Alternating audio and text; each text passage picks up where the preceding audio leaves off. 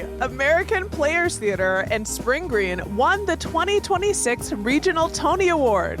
APT is a theater located in the woods about 20 miles from Madison with a 1,075-seat outdoor Hill Theater and a 200-seat indoor Touchstone Theater. The summer season is now playing through October 4th with 8 plays in a rotating repertory. This week, you can use code CITY20 for 20% off any performance in the Outdoor Hill Theater. Tickets and information at AmericanPlayers.org or by calling 608-588-2361.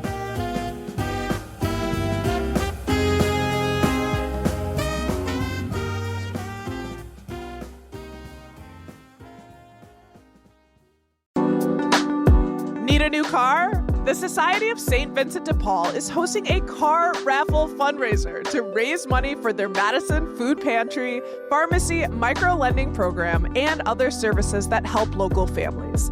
That's right, you can buy tickets now for a chance to win one of 5 brand new vehicles. They've got 2026 Hondas, Nissans, and 1 Mazda. Tickets are $100 each and only 5,000 will be sold. Find more details on the cars and buy tickets at svdpmadison.org/raffle. This is Your City Could Be Better, because it could be. I'm David Plotz. If you love your city and still complain about it, you're in the right place.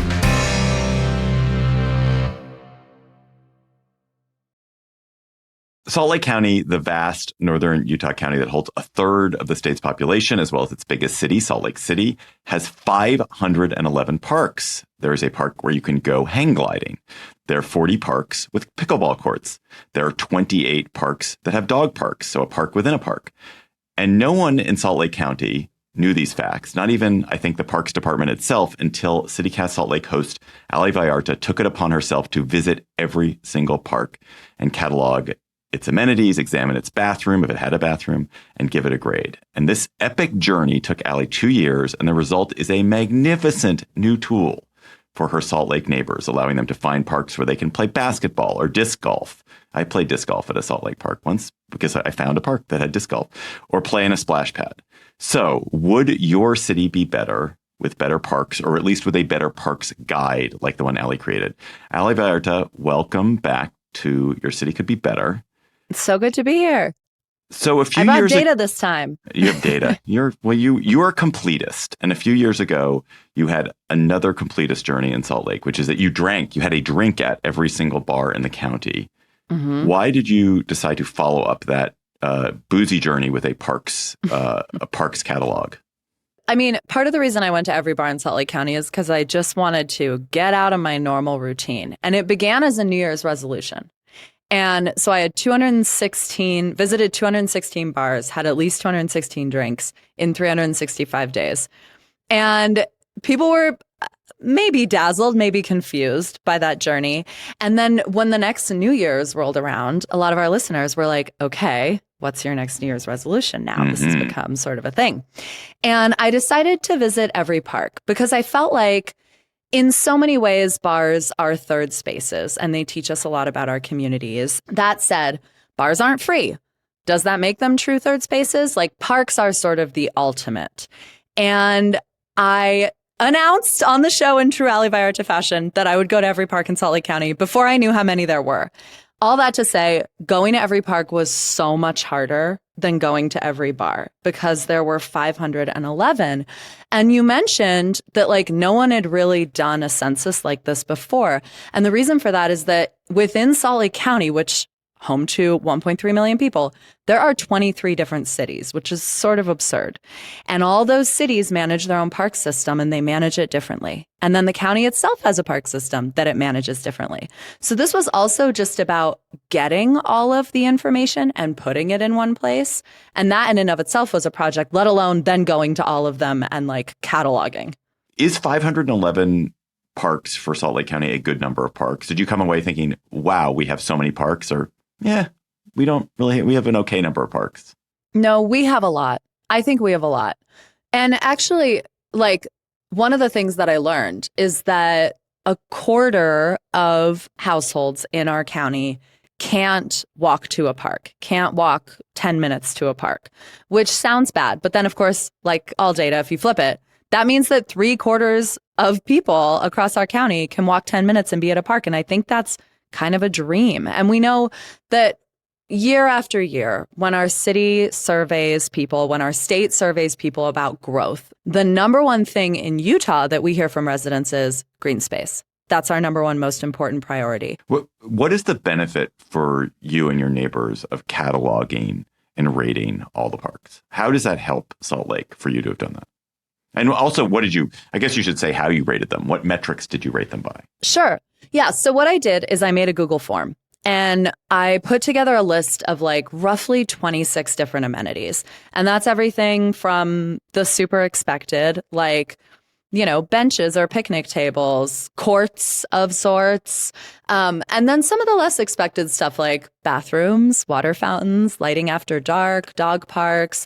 And fundamentally, the reason that I wanted to measure all of these things is because, the famous saying goes, you can't manage what you don't measure. If we don't know what we've got, then we don't know what to ask for.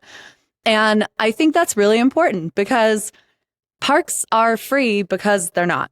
We pay for them with our tax dollars, which means that they belong to the public. And so I think we should have really good intel about the things that we're paying for and that we use a lot so that when they are missing things, we know what to ask for. So let's get into some of the findings. Do better parks correlate with richer neighborhoods? If you are in a richer neighborhood in Salt Lake, do you have a better park, or is it just not that simple? No, this is one of the most interesting things that I found. When the city was built, not how wealthy it is sort of my general sense of what the predictor is for how good the parks are going to be, because it's sort of a land use thing. But I also think Wait, meaning the newer the city, the better the parks, or the older the city, the better the parks? Not necessarily either. But the availability of land, the way that the city was like cut around, the cost of land, the decisions that the city made about how to use land. Some of the newer cities have some better amenities, but I would not say that the newer cities have better parks.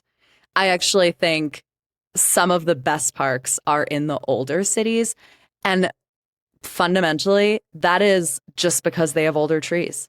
And like nothing beats an old tree. Like nothing. Better shade, more handsome. It's more charming. Right.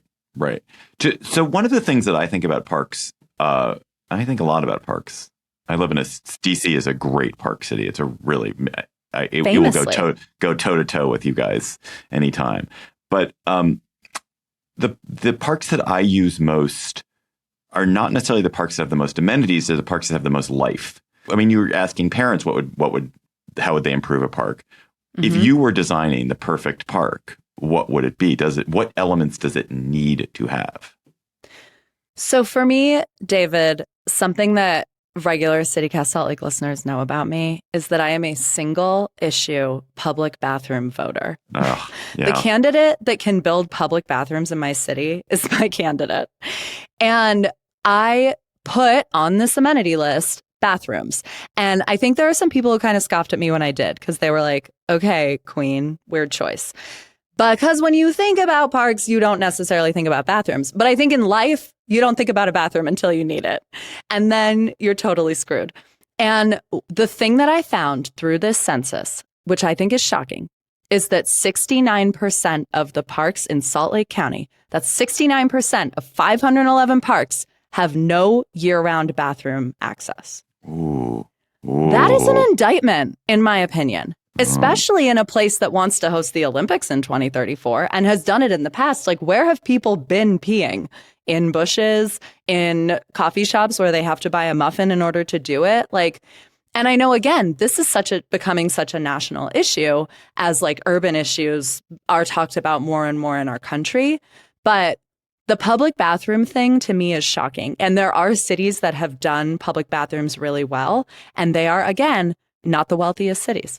I'm very much with you on bathrooms and parks, that a park cannot be a successful park unless it has a clean and open bathroom. So those two qualities are very important as well. Like, it is not enough to have a bathroom. The bathroom actually needs to be clean, which means that it needs a certain amount of maintenance. and Yeah. it needs to be open. Like there's no experience worse than you get to a park and you're like, oh, thank God they've got a bathroom. I really need to pee. And you get there and it's locked. And you're like, why is it locked? Well, and This sometimes park- it's locked because it has a hideous sign that says closed for the season, to which I say, what season? Like, kids want to slide down a slide in the winter into a pile of snow. Like parks, this journey was year round for me. I was going to some of these parks in the dead of winter with snow on the ground, the very little that we had in Utah this winter. And I saw tons of families out there hanging out, bundled up, running around. So when did we decide that parks only are a summer thing? I don't think that that's how people feel. Okay, so you're designing a perfect park. So a good public bathroom, a couple of other things that you think are essential or highly desirable. I mean, shade is huge. And if it can't be in the form of mature Agreed. trees, then you've got to erect it. You've got to put up sails or something to give people shade. I think perfect parks have the standard things, water fountains, picnic tables, etc. I think a nice big grassy area is good, especially in the West where our turf is being pulled out because we don't have a lot of water. And then I also think a good park has sort of like random delights, whether it's like a weird cat statue. I went to this one park, David, where they had a scale where you could weigh yourself. And I think it was because this park used to be like some site of commerce in the West. Mm-hmm. And so there was a scale that you could stand on and it would tell you how much you weighed in various objects. So like you weigh this many apples, or you weigh this many pigs, or you weigh like this many chickens or ducks, which is an absolutely insane thing to do. Perfect. Mm-hmm. That's like a perfect random park amenity. How many bushels of peaches do you weigh? I weigh 3 more bushels than I want to. So the city where I live, Washington, D.C., has a lot of parks, but it primarily has this wonderful urban forest that runs right through it. That is just it's a wild, magnificent, deciduous forest in a kind of stream valley. Mm-hmm. And it doesn't really have, has some trails in it and bathrooms here and there. It doesn't have playgrounds in it. Mm-hmm. It doesn't have, pickleball courts in it. Mm-hmm. But it's a magnificent park. How important is nature to the park experience, or not at all? I think it's huge. I mean, nature relaxes us. We know that when we feel a sense of wonder or awe, there are all kinds of things that happen in our bodies. A park without mature trees, a park without the feeling that you are escaping an urban environment to it, like a park that doesn't feel like an oasis, I think is just like some weird millennial bar in Denver. You know what I mean? It's like AstroTurf and giant Jenga, which is not a park. I'm sorry. And so I do think nature is a huge piece. And we know that like there are all like the nature piece is what makes parks not just about entertainment, but about public health. And I see them as an aspect of public health because we know that they've been studied over and over again, and that there are various social determinants that come from having parks in your neighborhood that relate to public health. Like kids who have a park down the street tend to sleep better at night. They tend to have less screen time, et cetera, et cetera. So I don't think you can understate the nature piece. And that's why I hate to dog on parks in the suburbs that don't have mature trees. But the mature tree is always going to be the thing that people genuinely seek. I think they can put up with no pickleball court, but we can't put up with no trees. The other one, sorry, I know this is your parks journey, but I just want to hit on my parks journey. Please. Which is a trash can that is regularly emptied. Very depressing to go to a park where the trash cans are not emptied in a consistent way. Yeah. And I think like, again, part of the reason that I think this journey was interesting is because it became an invitation to people all across our county to think about what they want in a park, like not just to accept what they've got, but think about what they want. And, you can trace that notion all the way back to like the American political system. Think about what you want, not just what you've got. But like sometimes, when you go to like a bathroom at a Target or something and they're like, tell us how this bathroom was. Like, how would you rate it on smiley faces? What do you need? Like, I found at none of these parks a sign that said, this is who manages this park. If you have inquiries or requests or you see an issue, here's who you reach out to. And maybe I wasn't looking closely enough. I'm sure there are a handful out there. But by and large, that's not the methodology. And I think we make podcasts that think heavily about what our cities could be doing better and what we should be asking of them and where they can find their power in a broken federal system. And so this to me is sort of knitted into that, where it's well, tell us how to reach you. And that's why another piece of this map that was really important to me was saying who's responsible for the parks, so that people who go know that they can be barking up the right tree if the trash can is overflowing.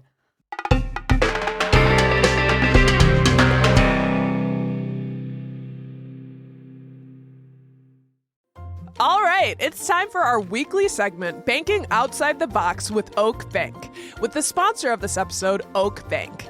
It's your opportunity to get your banking and financial questions answered by an expert. This is Stephanie East, Treasury Management Officer at Oak Bank. And this week's question is, what's a common financial challenge small businesses face and how can it be solved? One common challenge we see with small businesses is managing cash flow, specifically timing. You might have money coming in, but if it doesn't line up with when bills are due, it can create stress pretty quickly. The good news is there are practical ways to solve that. At a community bank like Oak Bank, we work closely with business owners to put tools in place that help them stay in control. That can include things like online cash flow monitoring, automated payments, and remote deposit capture. Remote deposit capture is a great example of a simple tool that can make a big difference. It allows a business to deposit checks electronically right from their office using a secure scanner or a mobile device instead of having to drive to the bank. So instead of checks sitting on a desk waiting to be deposited, you can scan them and submit them the same day. That speeds up access to your funds and helps improve cash flow. It also saves time for business owners and their staff, which is always valuable. From a security standpoint, it reduces the risk of lost or stolen checks, and there are built-in safeguards to help prevent duplicate deposits. But just as important as the tools is the relationship. When we understand your business, we can help you plan ahead and avoid surprises. It's really about giving you more visibility, more control, and ultimately more confidence in your day-to-day operations. At the end of the day, it's about convenience and control, giving business owners one less thing to worry about so they can stay focused on running their business. If you'd like to learn more, reach out to us at oak.bank and put Oak Bank to work for you. Huge thanks to Oak Bank for sponsoring this segment. If you've got a banking or financial question, hit the link in the show notes. You might even hear it answered in an upcoming episode. I mean, the thing I want to ask you about is the family-friendly piece, because I don't have kids and you do. And so you have taken a kid to a park before, and I came up, I'll tell you, I came up with this, I tried to come up with a family-friendly Hall of Fame. So I made a list of the things that I think any parent would be looking for, which is bathrooms, playground, picnic tables, water fountain, and then a splash pad, because it's hot. It gets really hot here in the summer. And I found that less than 3% of all parks in our county had all five, and actually no park in Salt Lake City had all five. So then I was spinning out, because I'm wait a minute, Utah has so many kids that our average age is 31. How is it that so few of our parks feel actually designed for families? I don't think it has to have. I understand why you include all of those elements. And I guess the one that seems slightly gratuitous to me is splash pad. Although I think you need to have a playground. Obviously, you need a playground. Picnic tables, I think picnic tables and splash pads are not the essentials. To me, the essentials are playground, shade, bathroom. Playground, shade, bathroom. The main enemy at all parks for kids is the sun. Is that it's just when if it is too hot and there's no shade, you end up with absolute misery. And I think also a park has to have, so water is important, but also has to have nearby access to some place you can hydrate or sugar up a child. Yeah. So maybe it's that an ice cream man, a good humor truck comes by, or maybe it's that it's right near a 7-Eleven or something. But that also is an element, is because the experience of being in a park with a kid is the kid loves it, and then the kid is in heat stroke, is miserable, hates everything, wants what he hates, and you just need to get the child cooler, more hydrated and some sugar in the system. And so that has to be nearby too. It's interesting to hear you talk about what the kids need, because the other thing that happened when I asked parents about what would make a park more family friendly is that a lot of them talked about their own needs. And I was like, oh, sure. Yeah, I've once again misidentified parenting as being entirely about the child. Right. And like, as a non-parent, it's so easy to do that. But like, okay, my kid could play at this park for 3 hours, but if there's not a bench for me to sit on that's also in the shade, we can't be here for 3 hours. I can't just stand here for 3 hours. And like, even I have friends who are from Minneapolis and they're like, oh, you want to know what's a family-friendly park? One where I can get a beer. And I'm like, low key, that makes sense to me. Like, if you're having fun too, then that means you can be there longer. And that it's truly about the whole family, not just the kid. Because again, I have watched many kids like run and jump on a pile of ice and dirt and slide down it and be totally gleeful. I don't know how much they care if the slide is like an inch taller or whatever, you know, what color it is. So we've talked about individual parks, but you examined parks systematically. You looked at 511 parks in an entire system or a bunch of systems. How would you improve the overall park system of Salt Lake County rather than any individual park? Yeah. I mean, this feels like it's so often the case with any issue, but our various departments should be communicating with each other more, because there are places in this county where I'm not actually quite sure what city I'm in. And they feel like little Bermuda triangles of municipal governance. And I think we can't expect people to know where they are, who's responsible, and what the limits are of what they can ask for. So the fact that like on each city's website, their maps only cover their park system. And then similarly, our county only covers its park system. That's why this map that I made is so groundbreaking. And I think why so many people in this county have been stoked about it, because they're like, yeah, across the street from me is technically a different city, but that doesn't mean that I don't want to go to their parks too. And so as we like think about growth, we have to think about regionality. Like we've got to break out of these like silly little boundaries and think more about how we govern in regions. And maybe that's just really top of mind for me, because some of the bigger issues that we face in the West, like water, require that sort of approach.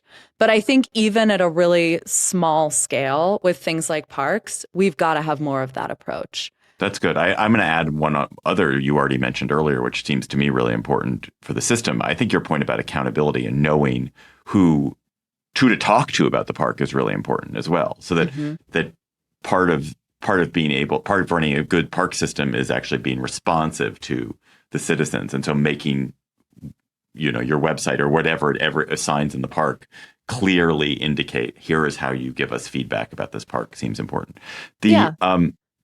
And it builds a better democracy. Like if you think of it as a project of democracy, like when people think about governance, when they think about politics and elected officials, I think they picture people in suits yelling at each other. And when I think about governance, I picture park pavilions. And that's because I'm not normal. But I also think like, what a better world we could build if we knew what to ask for, if we knew what to be happy about and not just mad about, and if we understood what good governance can do for us.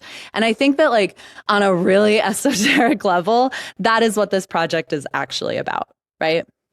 With that in mind, has your census evoked any kind of response from the powers that be? Have parks departments responded? Have mayors responded? Has the citizenry risen up in support of Ali Vallarta's park census? I think a little bit. I think we're getting there. I've definitely had outreach from like community councils and community like guidance boards. I've heard from some cities that they think this is cool. I've had a couple cities reach out to tell me about updates. So like, oh, you must have been here a year ago, but we actually have this new playground now. And so I go and update the map, and that's super cool. I've yet to see any sort of like policy change come down, but I also acknowledge that policy doesn't work that fast. And so I've thought about taking this to like the next step and actually putting together some recommendations for cities. And hopefully they would be open to that. You should 100% do that. Yeah. By the way, it's that episode. I just happened to be looking at this data because it's one of my job, but that episode is the most listened to episode you've ever done. And that the page is the most visited page on CityCast Salt Lake website. So it's getting used. Can we both name our favorite park in the world? I just remembered my favorite park in the world. Oh my gosh. Name your favorite park in the world. I'll name mine. Mine's so okay. Mine is Laurelhurst Park in Portland, Oregon. I just think that park, have you ever been there? Incredible urban park. Just so beautiful and soothing, and also has amenities, and it's just right in the heart of residential neighborhood. It's incredible park. Yeah. I mean, am I allowed to say a park that's not in Utah? Yeah. Okay. People won't throw tomatoes at me when I leave my house. It's Central Park in New York. I mean, the fact that like, if you've ever read the book Mannahatta, which is such a joy to read, and kind of walks you through visually the way that Manhattan went from being this lush island to being what it is now. The fact that we have Central Park is a choice.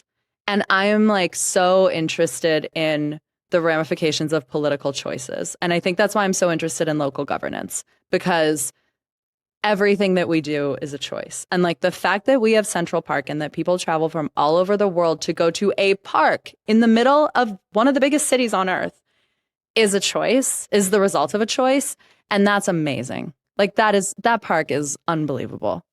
Right. And actually what's incredible is like if you went to people planning the city today and you're like, well, we're going to take 500 acres, probably 800 acres in the middle of Manhattan, the most valuable real estate on earth. And we're going to just put a bunch of trees in it and a pond and skating rink and softball fields. That's what we're going to do. And every real estate developer would be like, that's crazy. This is worth trillions of dollars. But actually, the fact that they set that aside is what made that whole area of Manhattan the most desirable place for property owners practically on the planet. Yeah. Like without Central Park, there's no Central Park views, for example. No. And we know that once you destroy that green space, it is almost impossible to ever get it back. Right. Right. There would be no world where we would figure out how to buy up all the buildings and carve out Central Park again. And I think that's why people get so upset when parks are slowly cut away, slowly siphoned off, slowly lost to development. Again, this is really about growth. And when it comes to green space, that decision is irreparable. All right, Ali, what can listeners in other cities take away from our conversation to make their own city better? I would imagine that anybody who listens to any CityCast podcast in their city or this podcast is very aware that we are in the Zoran Mamdani era. And that, I think, is going to be defined by an era of thinking about public goods. And I feel like we haven't been in an era of thinking about public goods this hard for a really long time.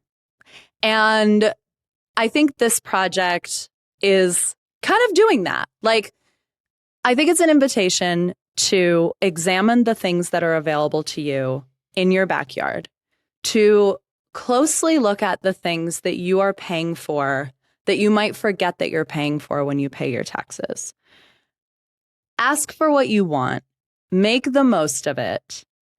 And then I also think there's this other layer, which is the next time you're thinking about making a New Year's resolution, I, Ali Vallarta, invite you to break free from like the incredibly boring self-help paradigm and just do something zany and adventurous instead.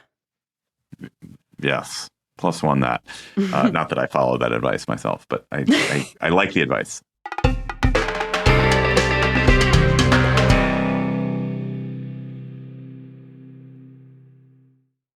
Let's go to our word on the street segment, Ali, our other additive segment. I would like us to debate. I live in Washington, D.C. Green, humid, hot, wet as a city. You live in Salt Lake City. Red, dusty, hot, dry. Yeah. Who is better? Which is better? Discuss. We have this expression in Utah that you hear. Well, there's two that you hear all the time related to this. And one is whenever it rains, people say, we're grateful for the moisture. And then the other one is that whenever people talk about how hot it is outside, they say, well, at least it's a dry heat. And I think the glorification of dry heat is total bullshit. I think it's an absolute nightmare. I am watching my body age into that of a lizard living here. I grew up in Florida, David, like lush, humid, couldn't check the mail without coming back to the front door and your shirt is dripping wet. I miss that every single day.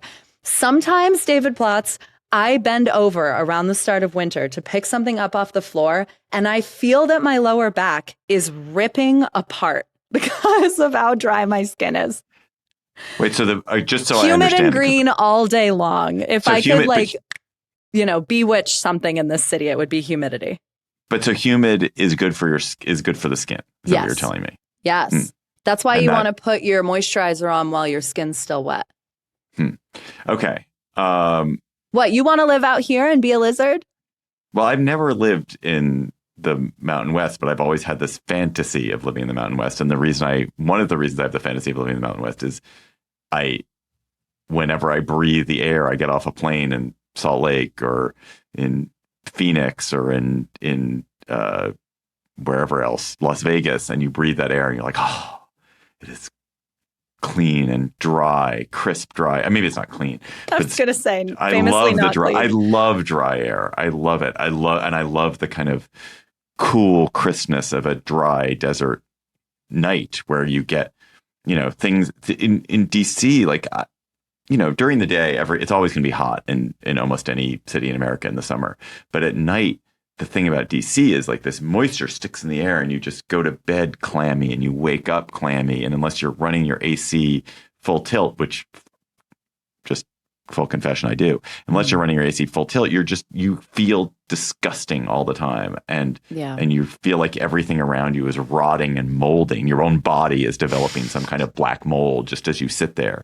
And I love the idea of instead of just like that the night falls and every temperatures drop instantly. And it's just, you have that in this, you can see the sky because humidity also hazes everything up. So I will take dry. I'll take dry. We can switch. Ali Vallarta, host of CityCast Salt Lake. Thank you for coming on Your City Could Be Better. You should listen to Ali every weekday on CityCast Salt Lake. Good to see you. It's good to be here.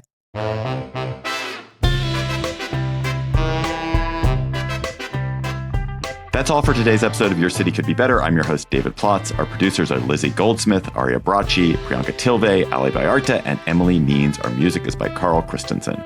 If you are enjoying the show, tell your friends, rate the show, leave us a review wherever you get your podcast. We'll be back next week with another conversation about how your city could be better. I will see you at the park.